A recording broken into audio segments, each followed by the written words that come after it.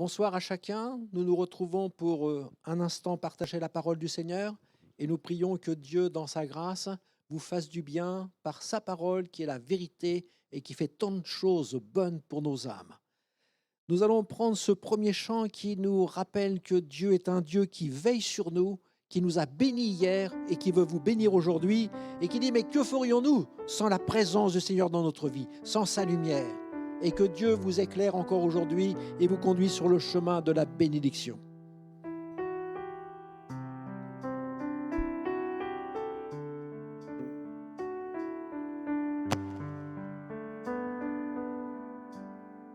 Sans ta lumière, Seigneur, que ferions-nous dans ce monde perdu au large, dans le brouillard, au gré des vents?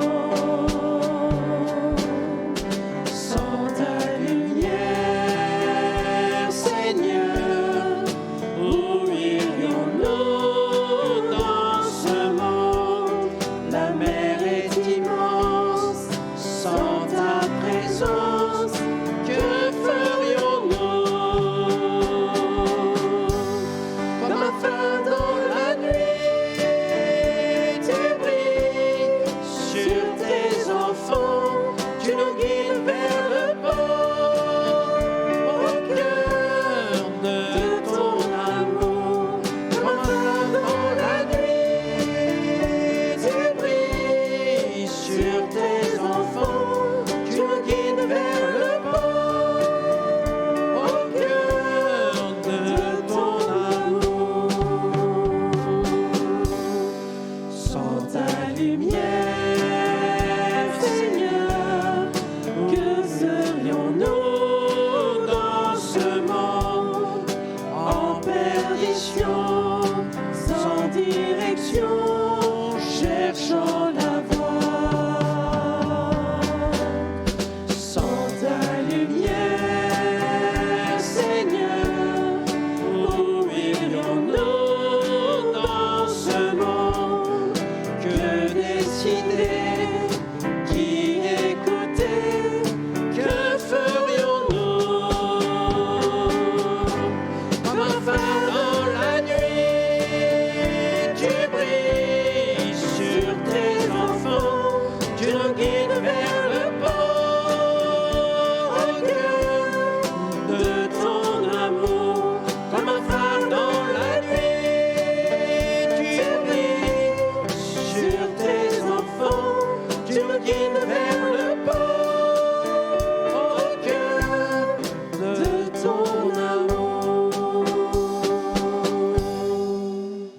Le Seigneur est le seul qui puisse nous bénir et nous secourir.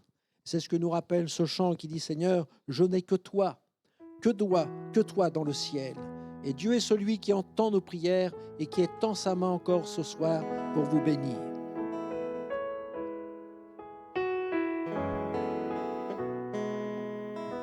Je n'ai que toi dans le ciel. Je ne désire rien d'autre que toi sur la terre. Si je suis faible ou même si je tombe, Dieu est le soutien de mon cœur. Dieu, tu es le soutien de mon cœur.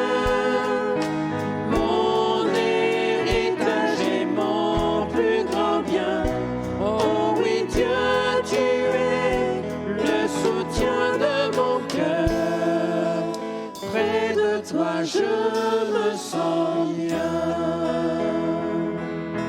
Quand mon cœur était plein d'amertume, je perdais la raison et je n'y voyais plus rien. Mais Dieu s'approcha pour me saisir la main. Dieu est le soutien de mon cœur.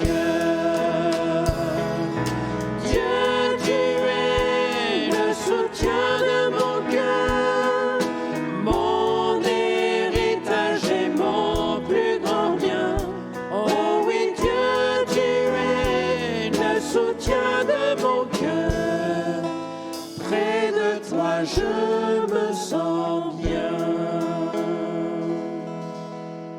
Près de Dieu, on se sent bien, un Dieu merveilleux qui veut nous accorder son salut.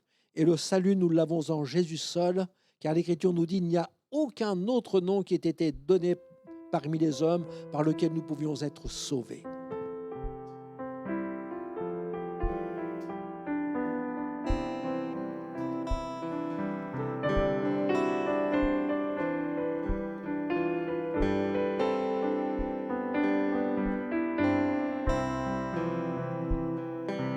Il n'y a de salut en aucun autre, car il n'y a sous le ciel aucun autre nom qui ait été donné parmi les hommes, par lequel nous devions être sauvés. Ce nom, c'est le nom de Jésus, c'est le nom de Jésus, c'est le nom de Jésus.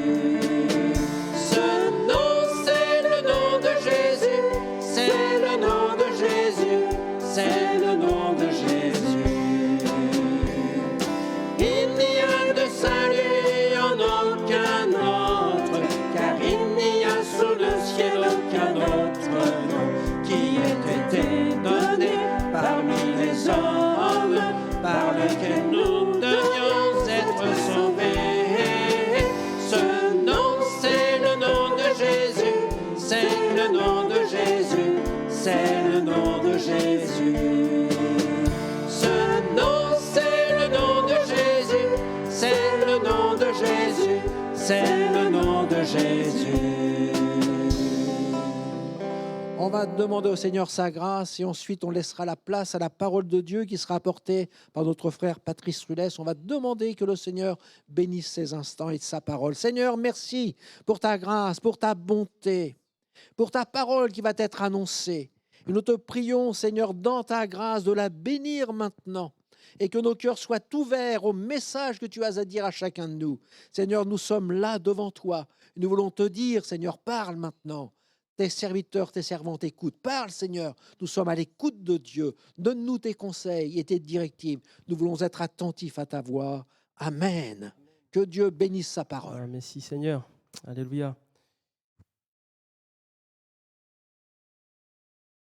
Voilà, que le Seigneur vous bénisse, que le Seigneur puisse vous encourager, nous encourager ce soir ensemble. Voilà, ce soir, cette parole que le Seigneur nous dit, revêtez-vous, revêtons-nous de la puissance de Jésus-Christ. Que le Seigneur puisse vraiment nous accompagner dans ces moments compliqués, difficiles. Mon ami, mon frère, ma sœur, peut-être que tu passes par un moment compliqué, difficile, et tu voudrais vraiment que le Seigneur vienne dans ta vie. Eh bien, j'aimerais te dire une chose, c'est que c'est le désir de Jésus-Christ plus que jamais de venir et d'entrer dans ta vie. Mon frère, ma sœur, si tu passes par une épreuve, par un moment compliqué, difficile, sache une chose, que Dieu a un plan pour toi. Alors que le Seigneur nous bénisse et qu'il nous encourage. Nous allons lire un texte, si vous voulez bien, sans plus tarder, ce soir, dans Romains, au chapitre 13, Romains, chapitre 13, à partir du verset 11. Voilà, en tout cas, si c'est la première fois que vous écoutez l'Évangile, sachez une chose, c'est que Dieu vous aime et que Jésus-Christ est votre Sauveur. Romains 13, verset 11, il nous est écrit « Cela importe d'autant plus que vous savez en quel temps nous sommes. C'est l'heure de vous réveiller en fin de sommeil, car maintenant, le salut est auprès de nous, le salut est plus près de nous que lorsque nous avons cru. La nuit est avancée, le jour approche. Dépouillons-nous donc des œuvres des ténèbres et revêtons les armes de la lumière. Marchons honnêtement, comme en plein jour, loin des orgies et de l'ivrognerie, de la luxure et de la débauche, des querelles et des jalousies. Mais revêtez-vous du Seigneur Jésus-Christ et n'ayez point soin à la chair pour en satisfaire les convoitises. Amen. Ici, nous voyons que dans ce texte, il nous est dit « Cela importe d'autant plus que vous savez en quel temps nous sommes. » Vous savez, nous savons en quel temps nous sommes. La suite de ce verset me dit « Mais c'est l'heure de vous réveiller en fin du sommeil, car maintenant le salut est plus près de nous que lorsque nous avons cru. Amen. Ce qu'il faut comprendre ici dans ce texte, c'est que nous devrions être vigilants sur ce qui se passe aujourd'hui dans ce monde et savoir que le temps est court. Le temps est court, le temps nous est compté. Personne, nul ne sait quand est-ce qu'il partira de ce monde. Parfois, il y a des gens, le matin, pensant se réveiller, puis ils sont décédés, et pourtant ils étaient en pleine santé, mais il est arrivé que voilà, ils ont fait soit un AVC ou quoi que ce soit, donc ils sont morts et ils sont partis. Mais une chose qu'il faut que nous soyons conscients de cela, c'est que peu importe, nous ne savons pas quand est-ce que le Seigneur nous rappellera auprès de lui. Mon ami, mon frère, toi qui écoutes l'Évangile pour la première fois, on ne sait pas ce que sera demain. Et ici, dans ce texte, dans ce verset, il nous dit, il est l'heure de vous réveiller. C'est l'heure de vous réveiller. Comme si que nous étions endormis. Et j'aimerais vraiment vous expliquer que c'est important pour nous de cesser de regarder forcément à tout ce qui nous entoure, tout ce qui se passe comme si que nous sommes surpris et que les choses vont mal et que nous ne savons pas où nous allons. J'aimerais vous dire une chose, c'est que Jésus-Christ s'est donné à la croix pour vous, pour moi, qu'il est ressuscité, qu'il est vivant, mais qu'il nous a donné la vie pour l'éternité, que nous avons une place auprès de Dieu et que Jésus-Christ, c'est celui qui ramène le chemin, c'est lui le chemin, la vérité et la vie. Et là, aujourd'hui, ce soir, quand vous entendez l'Évangile, il faut savoir une chose, c'est que quand on parle du temps dans ce texte, le temps que nous sommes, en fait, il nous parle de la période. En grec, en fait, le mot « temps » nous conduit vers la période, c'est-à-dire nous sommes dans les temps de la fin. Nous sommes dans les temps de la fin. Et parfois, pour ceux qui méditent la parole de Dieu, lisent la parole, vous allez voir des termes comme le temps présent. Le temps présent. Et là, nous parlons, quand il dit le temps que nous sommes, en fait, il parle du temps de la fin. C'est-à-dire, nous savons et nous sommes sûrs de nous et nous connaissons que Jésus-Christ va revenir pour nous prendre avec lui.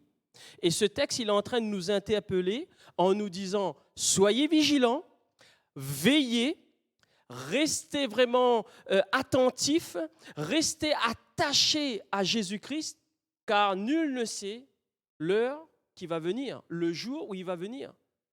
Et ça serait dommage pour nous de pouvoir passer complètement à côté de cela, parce que Jésus-Christ viendra nous prendre avec lui. C'est l'heure de vous réveiller. Faites attention au désintéressement des choses de Dieu. Faisons attention du détachement spirituel. Dans les temps de la fin, certains en fait vont se détacher malheureusement de Jésus-Christ. D'autres vont avoir un assoupissement. C'est-à-dire en fait, ils vont vivre une vie religieuse, ils vont vivre une vie où je crois en Dieu, je prie, etc. Mais ils n'ont pas vraiment cette réalité dans le cœur, dans la vie de se dire le Seigneur Jésus peut venir à l'instant même me prendre, mais est-ce que je suis prêt ? Est-ce que je suis prête vraiment si le Seigneur venait à l'instant même ? Et il est important pour nous d'avoir les yeux fixés sur le retour de Jésus en disant « Seigneur, je veux vraiment avoir les regards sur toi. » Jésus-Christ est celui qui nous emmène aussi à l'accepter. Avez-vous accepté Jésus dans votre vie ? Vous avez essayé, par maintes raisons, maintes fois, d'essayer de trouver des solutions dans votre épreuve, dans vos difficultés, humainement parlant, et vous arrivez à bout, vous arrivez face à un mur, vous vous dites « mais j'arrive plus à avancer. Je suis limité. » Eh bien, vous faites un très bon constat. Humainement parlant, nous sommes limités. Mais j'ai une bonne nouvelle pour vous, c'est que Jésus-Christ est ressuscité et il peut intervenir dans votre situation à l'instant même. Il peut vous guérir là où vous êtes. Il peut vraiment vous emmener à avoir un cœur transformé. Et nombreux sont les frères et sœurs, les chrétiens, qui peuvent témoigner de cela. Jésus-Christ revient bientôt. Alors, offrons-lui notre cœur. Prends la victoire ce soir, mon frère, ma sœur, afin que la joie, afin que la paix, afin que l'amour puisse inonder notre cœur. Ma nature n'est pas faite pour aimer. Ma nature n'est pas faite pour donner. La nature humaine, elle est faite pour recevoir et pour répondre en fonction des circonstances. Si quelqu'un me fait du mal, alors je lui rends l'appareil. Et c'est ça la nature de l'homme. Alors que quand Dieu réside, quand Jésus-Christ vient dans ma vie, je suis capable de dire « Seigneur, alors pose ta main sur mon cœur, Pense les plaies de mon cœur, guéris mon cœur qui est brisé et apprends-moi à aimer mon prochain. Apprends-moi à bénir mon prochain. Que l'amour que tu me donnes, que je puisse redonner dans ma famille, que je puisse redonner à mes enfants, que je puisse redonner à mon époux, mon épouse, que je puisse redonner à mon collègue. Mais fais de moi ta lumière, Seigneur. Et vous voyez, il y a une transformation qui se fait dans notre vie. Et là, nous devenons la lumière de Jésus-Christ. Et il est important pour nous de prendre cette victoire. Tite, chapitre 2, verset 11, il nous est écrit: « Car la grâce de Dieu, source de salut pour tous les hommes, a été manifestée.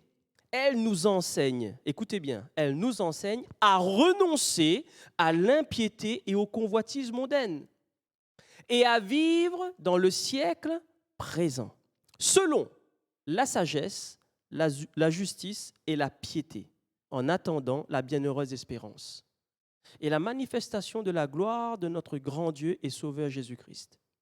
Il s'est donné lui-même pour nous afin de nous racheter de toute iniquité et de se faire un peuple qui lui appartienne, purifié par lui et zélé pour les bonnes œuvres. » Et là, il va dire, dis ces choses, c'est ce qu'on fait ce soir, exhorte et reprends avec une pleine autorité, que personne ne te méprise. Amen. Il est important pour nous de renoncer à l'impiété, de renoncer à notre infidélité à Dieu, de renoncer aux convoitises de ce monde, des choses qui vont nous attirer et qui vont nous éloigner du Seigneur dans le siècle présent, qui dit. Mais une chose qu'il faut que nous recherchons, la justice, la piété, en attendant ce que Jésus revienne. Amen. Notre vie, c'est de passer des ténèbres à la lumière. Nous avons une vie passée parce que nous avons donné notre vie, notre cœur à Jésus. Donc avant Jésus, il y avait une vie. Mais depuis que Jésus est venu dans ma vie, il y a aussi un futur. Et aujourd'hui, nous voyons dans ce verset, dans le texte que nous avons lu, au verset 12, il est écrit « La nuit est avancée, le jour approche. Dépouillons-nous donc des œuvres des ténèbres et revêtons les armes de la lumière. » Qu'est-ce qui nous est écrit dans ce verset? La nuit est avancée. Que représente la nuit? La nuit représente la nature mauvaise de l'être humain, le péché, la domination de Satan dans ce monde. C'est ça les ténèbres, c'est ça la nuit. Et en fait, dans ce verset, quand il nous dit que la nuit est avancée, nous pouvons trouver aussi une partie de la réponse dans Éphésiens au chapitre 5, verset 3. Il est écrit que la débauche, ni aucune impureté, ni la cupidité ne soient pas même nommées parmi vous, ainsi qu'il convient à des saints.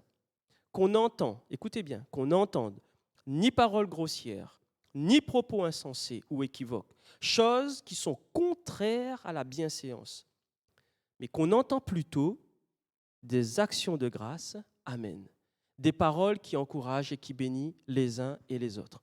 C'est ça que nous devrions entendre. Mais il nous dit bien, mettez de côté tout ce qui dit la débauche, l'impureté, la cupidité.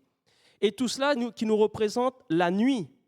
Éphésiens 5, 8, un peu plus loin, verset 8, il nous est dit, autrefois, avant de connaître Jésus, autrefois vous étiez des ténèbres, et maintenant vous êtes lumière dans le Seigneur. Marchez comme des enfants de lumière, car le fruit de la lumière consiste en toutes sortes de bonté, de justice et de vérité. Examinez ce qui est agréable au Seigneur et prenez point part aux œuvres infructueuses des ténèbres, mais plutôt condamnez-les. Amen. Tout ce qui se passe et qui sont négatifs, qui sont mauvaises dans ce monde, nous devrions vraiment les rejeter. Nous devrions faire attention à ce que le monde n'entre pas dans notre cœur. C'est-à-dire les convoitises, toutes ces mauvaises choses, le péché, le mal, des paroles méchantes, des paroles injurieuses, toutes ces choses ne doivent pas faire partie de notre vie. Puisque si Jésus revient à l'instant même et que mon cœur est partagé, la porte, elle sera fermée pour moi. Elle sera fermée. Je ne pourrai pas avoir accès au Père. Alors, j'aimerais vous dire ce soir que Dieu vous aime. Jésus-Christ vous dit, réveillez-vous. Ouvrons nos cœurs, ouvrons nos yeux. 1 Thessaloniciens, chapitre 5, verset 4, il nous est écrit, mais vous, frères, mais vous, mes sœurs, ce soir, vous n'êtes pas dans les ténèbres, pour que ce jour vous surprenne, comme un voleur. Vous êtes tous des enfants de la lumière et des enfants du jour. Nous sommes point de la nuit, ni des ténèbres. Amen. Et oui, nous ne sommes pas des ténèbres, nous ne sommes pas de la nuit. Mais la suite du verset, donc il nous dit la nuit est avancée, vous avez compris ce que c'est que la nuit. Le jour approche. Alors le jour ici représente le règne de Christ, le retour de Jésus. C'est ça la lumière en fait. Derrière nous, dans ce monde, nous avons la nuit. Tout ce qui est mal, tout ce qui vraiment nous empêche d'approcher de Jésus. Mais notre espérance, c'est la lumière. C'est Christ dans ma vie qui me donne de pouvoir tenir bon et ferme jusqu'à son retour. Et nous allons vivre pleinement dans cette lumière. C'est au moment du retour de Jésus-Christ. 1 Thessaloniciens, au chapitre 5, verset 2, il nous est dit « Car vous savez bien, vous-même, que le jour du Seigneur viendra comme un voleur dans la nuit. Quand les hommes diront paix et sûreté, alors une ruine soudaine les surprendra. Comme les douleurs de l'enfantement surprennent la femme enceinte et ils n'échapperont point. » Paul va encourager les croyants ici à se repentir et à abandonner tout ce qui est mauvais dans leur vie, d'abandonner leur péché.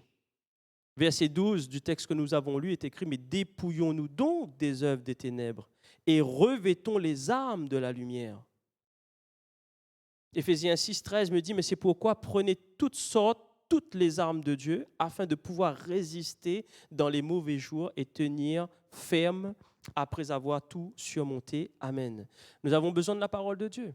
Nous avons besoin de la prière. Nous avons besoin vraiment que le Seigneur nous aide à tenir bon et ferme. Et c'est pour ça que ce texte me dit, réveillez-vous. Attention à l'assoupissement et attention à tout ce qui peut nous empêcher d'être fidèles à Jésus-Christ. Et pour celui ou celle qui n'a pas fait encore ce pas avec le Seigneur, il est temps pour nous ce soir d'accepter Jésus-Christ comme notre Sauveur. Devant Dieu, nous ne pouvons pas cacher notre vie. Il nous faut être vrai devant Dieu. Dieu connaît toutes choses. Quelle vie menons-nous, frères et sœurs, devant notre Seigneur? Au verset 13 du texte que nous avons lu, il est écrit « Marchons honnêtement ». Paul va dire « Marchons honnêtement ». Comme en plein jour, loin des orgies et de l'ivrognerie, de la luxure et de la débauche, des querelles et des jalousies. Marchons honnêtement. Le temps est venu pour nous de mettre de côté notre insensibilité, de mettre de côté notre assoupissement et de marcher honnêtement devant Dieu. Une vie qui plaise à Dieu. C'est ça que Paul est en train de dire. Recherchons une vie qui plaise à Dieu en exprimant vraiment tout ce qui se passe à l'intérieur de nous-mêmes. Parce qu'il est facile d'avoir une vie d'apparence, mais si à l'intérieur ça ne va pas, Dieu voit. Et la porte, elle est aussi fermée pour nous. Romains chapitre 6, verset 4, il nous est dit « Nous avons donc été ensevelis avec lui par le baptême en sa mort. » Ben oui, nous avons donné notre vie, notre cœur à Dieu, à Jésus-Christ. Donc nous avons été ensevelis par le baptême de notre ancienne nature, afin que, comme Christ est ressuscité des morts pour la gloire du Père, de même nous aussi nous marchions en nouveauté de vie. En effet, si nous sommes devenus une même plante avec lui par la conformité à sa mort, nous le serons aussi par la conformité à sa résurrection. Amen. Ça voudrait dire que Christ, Jésus, va venir nous prendre avec lui. Les morts en Christ ressusciteront. Et vous et moi, si nous sommes encore ici-bas, alors nous serons enlevés auprès de notre Seigneur. Mais mon frère, ma sœur, mon ami, dans quel état de cœur allons-nous nous trouver à ce moment-là? Et c'est pour ça que Paul ici, il va vraiment insister en disant « C'est l'heure de vous réveiller enfin du sommeil et c'est maintenant le salut. » Le salut est plus près de nous que lorsque nous avons cru. C'est vrai. Depuis le moment où nous avons donné notre vie, notre cœur à Jésus, eh bien, nous nous rapprochons de plus en plus, jour après jour, heure après heure, nous nous rapprochons du retour de Jésus. Et c'est pour cela, Paul il nous dit, mais de veiller, de faire attention. Loin des orgies, c'est-à-dire les fêtes déchaînées, les dérives sexuelles, les bagarres, les émeutes. Loin de tout ça. Galates 5, 21 me dit, mais l'envie, l'ivrognerie, les excès de table, les choses semblables, je vous dis d'avance, comme je l'ai déjà dit, que ceux qui commettent de telles choses n'hériteront point le royaume de Dieu. Amen. Loin de la luxure, qui va nous dire Paul, loin de la débauche, de l'immoralité sexuelle. 1 Corinthiens 6, 18 me dit, mais fuyez la débauche. Quel autre péché qu'un homme commette? Ce péché est hors du corps, mais celui qui se livre à la débauche pêche contre son propre corps. Ne savez-vous pas? Ne savez-vous pas que votre corps est le temple du Saint-Esprit, qui est en vous et que vous avez reçu de Dieu, et vous n'appartenez point à vous-même? Amen. Votre corps est le temple du Saint-Esprit. Je ne sais pas si nous réalisons vraiment ces paroles que Paul nous donne, c'est-à-dire que tout ce que je fais avec mon corps, puisque mon corps ne m'appartient plus, je l'ai donné à Christ, j'ai offert ma vie à Jésus. Tout ce que je fais avec mon corps, si je pêche avec mon corps, eh bien en fait, je suis en train de salir le nom de Jésus. Mais Christ n'est plus dans l'affaire. Le Seigneur ne peut pas cohabiter dans un cœur avec le mal, avec le péché. La Bible me dit Dieu ou Mammon, mais ni l'un ni l'autre ne peut pas habiter ensemble. Soit c'est l'un, soit c'est l'autre. Tout dépend de votre choix. C'est à nous de choisir la vie, de rejeter toutes ces choses. Paul il dit loin des querelles. Comment ça se passe à la maison?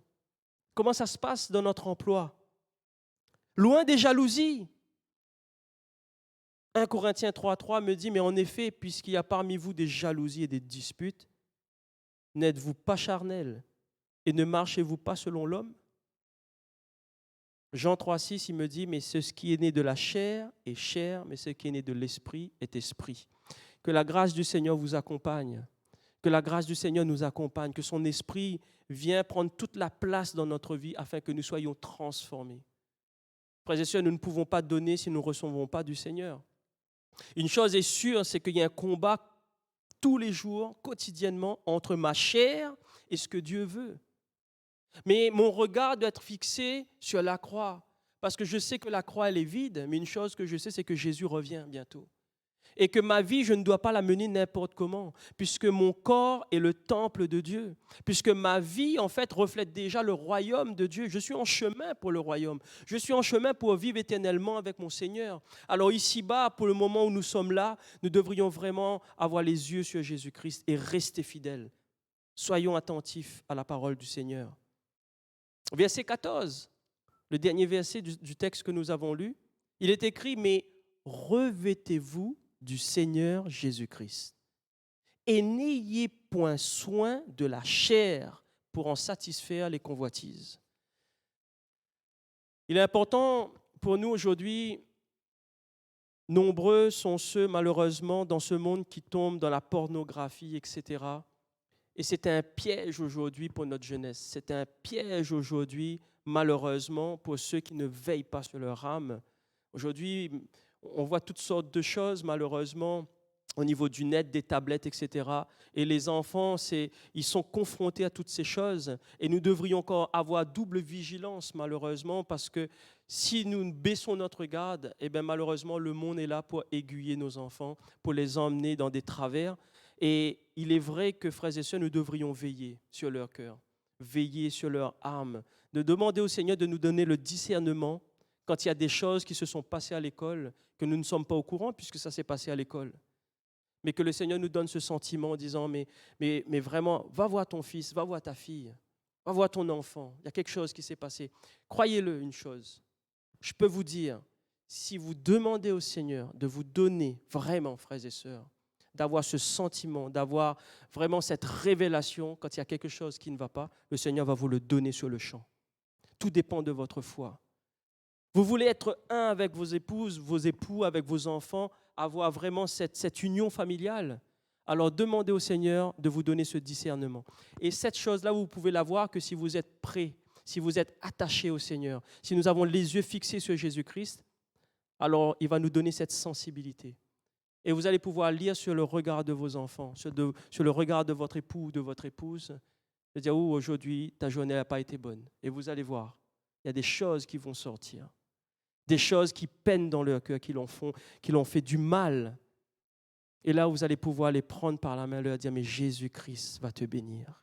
De dire, viens, on va prier ensemble. Et vous allez voir, le Seigneur va bénir votre épouse, va bénir votre époux, vos enfants. Vous allez passer un bon moment dans la paix du Seigneur.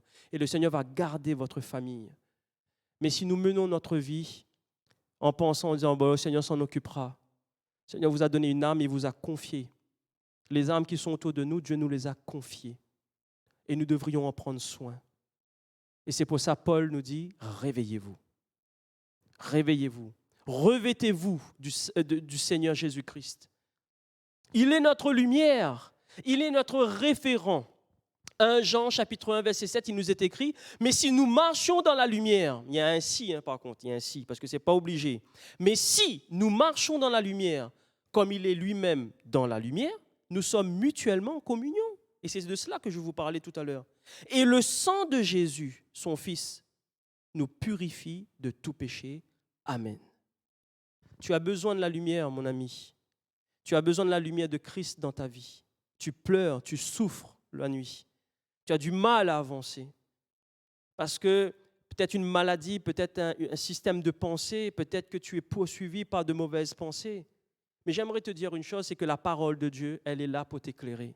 Jésus-Christ est venu pour t'éclairer. Il est venu pour te donner ce chemin qui mène à la vie. Et le psaume 119, verset 105 nous dit, « Mais ta parole est une lampe à mes pieds, une lumière sur mon sentier. » Mais il nous la faut, la parole de Dieu. Il nous la faut méditer, rechercher sa face. Job dira au chapitre 29, verset 3, la version français courant, il va dire, « Quand sa lampe brillait au-dessus de ma tête, sa lumière m'aidait à traverser la nuit. » Amen. Dans ce verset, ce qu'il faut comprendre, Job, il passe par des moments compliqués, difficiles. Peut-être c'est toi, mon ami, mon frère, ma soeur, en ce moment, tu passes par une épreuve compliquée, difficile. Peut-être dans ta famille, avec les enfants, peu importe. Job va dire, ta lumière est sur ma tête pour m'éclairer. Et là, il va dire la suite, c'est cette lumière-là, en fait, qui va m'aider à traverser la nuit, à traverser dans l'épreuve. Vous savez, quand vous avez un enfant qui est malade, quand vous avez un enfant qui est hospitalisé, quand les médecins vous disent, on va essayer, on va faire ce qu'on peut, vous avez comme un rideau qui tombe. Vous avez comme quelque chose de terrible qui arrive devant vous. Et là, vous vous dites, je n'y arriverai pas. Je me rappelle d'une fois, j'avais fait cette prière au Seigneur à l'hôpital. J'ai dit, Seigneur, si tu reprends mon enfant, donne-moi la force et le courage de pouvoir tenir debout et de pouvoir vraiment tenir bon dans cette épreuve. Je suis d'accord et je suis prêt à ce que tu me l'enlèves. Mais sans toi, je n'y arriverai pas. Sans toi, je n'y arriverai pas. C'est trop douloureux, c'est trop difficile. Mais je m'abandonne à toi. Mais que ta volonté seule se fasse, Seigneur. Et je peux vous dire, Dieu a mis sa main sur cet enfant et on a pu témoigner de la puissance de Jésus-Christ au travers de cette épreuve. Mais je me rappellerai toujours de cette prière où un père arrive à ce niveau où tellement limité par les circonstances et de dire, Seigneur, je m'abandonne à toi. Je suis limité. Les médecins ils ne peuvent plus rien faire. Mais il y a une chose que je sais, c'est que ta volonté se fasse. Mais toi, viens en moi. Donne-moi de pouvoir tenir bon, de pouvoir briller pour toi. Parce que humainement, c'est compliqué. Je n'y arriverai pas. Et je peux vous dire que Dieu répond à ces prières. Parce qu'il y a un moment, c'est la prière de la foi, où on dit au Seigneur, je m'abandonne entre tes mains. Et aujourd'hui, je peux réaliser une chose, c'est que même Jésus-Christ a fait cette prière à la croix. Non pas ma volonté, mais la tienne. Et il va dire, éloigne de moi cette coupe, cette souffrance, mais que ta volonté se fasse. Alors, frères et sœurs, veillons, restons vigilants. Veillons vraiment sur notre relation avec Jésus-Christ. Toi, mon ami, qui n'a pas accepté encore Jésus, invite-le à venir dans ta vie. Tu verras de grandes victoires dans ta vie. L'être humain est limité, mais nous servons un Dieu qui est illimité, parce que Christ est ressuscité. Amen. Que le nom du Seigneur soit béni ce soir. Que son esprit puisse vraiment vous visiter dans votre famille, dans votre maison, et qu'il puisse vous éclairer. Mais ensemble, nous allons rester fidèles jusqu'au bout, afin d'être enlevés ensemble pour le royaume de Dieu. Amen. Seigneur, je te dis merci pour ta parole. Merci parce qu'elle est vivante.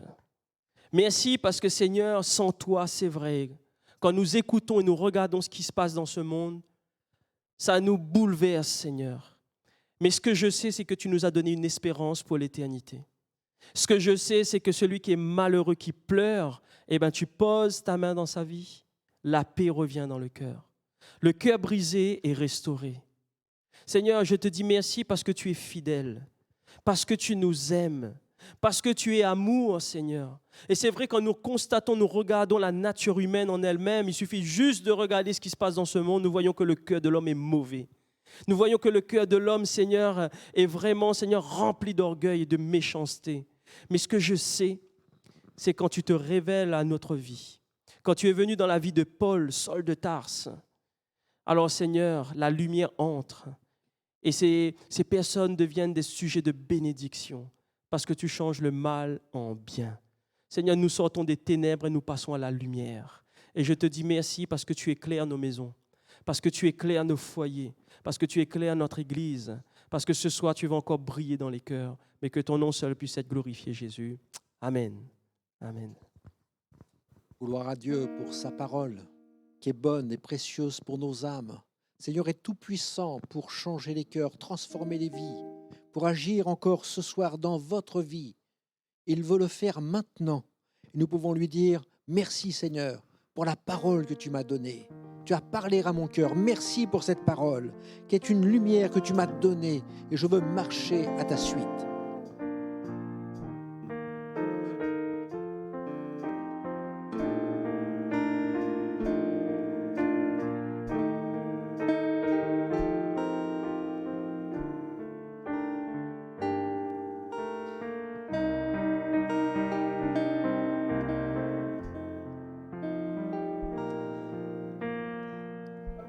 Merci pour ta parole, lumière donnée aux hommes, qui nous fait connaître le cœur de Dieu. J'aime ta parole, Seigneur, elle est la vérité. Par elle je veux me laisser guider et faire ta volonté sans murmurer, en espérant dans ta bonté. Je crois dans tes promesses, mon cœur est comme un fondé sur tout ce que dit mon Dieu. J'aime ta parole, Seigneur. Elle est la vérité sur mon sentier. Par elle je veux me laisser guider et faire ta volonté sans murmurer, en espérant dans ta bonté. Amen. Merci, nous disons au Seigneur, pour sa sainte parole qui est précieuse pour nos âmes, et marchons en croyant que ce que Dieu dit, sa main est puissante pour l'accomplir dans notre vie. Et vous verrez que le Seigneur transforme vos cœurs, votre vie, et vous en serez bénis. Je vous invite pour les autres réunions qui auront lieu cette semaine. Jeudi, nous avons notre rassemblement rue Maréchal Joffre à partir de 14h30 pour le partage de l'Évangile. Et jeudi soir à 19h, rue Georges Bernard, notre réunion de prière. Sinon, nous avons également vendredi notre temps d'exhortation à 21h.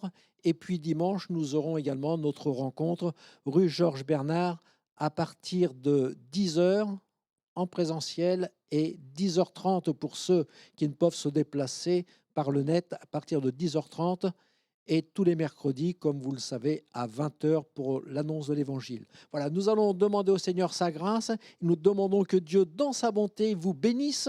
Et si vous pouvez nous contacter, vous avez le site internet qui s'affiche ainsi que le numéro de téléphone. N'hésitez pas, laissez un message sur le répondeur s'il y a nécessité et on reprendra contact avec vous. On va demander que Dieu vous bénisse et qu'il vous raccompagne, qu'il vous fortifie, qu'il vous bénisse et qu'il vous comble de ses bienfaits. Merci Seigneur pour la parole que tu as annoncée. Tu sais ce que les cœurs ont besoin, Seigneur. Et c'est toi qui agis maintenant. Nous voulons, Seigneur, que tous ces cœurs qui t'ont entendu puissent s'abandonner entre tes mains et recevoir les richesses de ta grâce que tu veux déverser à chacun. Amen. Merci pour tes bienfaits. Amen. Que Dieu soit avec vous et qu'il vous bénisse.